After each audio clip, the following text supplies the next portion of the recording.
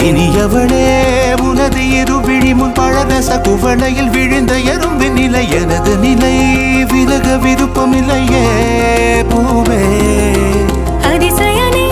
பிறந்து பல வருடம் அறிந்தவை மறந்தது எனது நினைவில் இன்று உனது முகம் தவிர எதுவும் இல்லையே அன்பே வேறாரும் வாழாத பெருவாழ்விது நினைத்தாலே மனமெங்கும் மழை தூவுது மழலையின் வாசம் போதுமே தலையினில் வானம் மோதுமே ஒரு கணமே உன்னை பிரிந்தால் உயிர் மலர் காய்ந்து போகுமே நீதானே பொஞ்சாதி நானே உன் சரிபாதி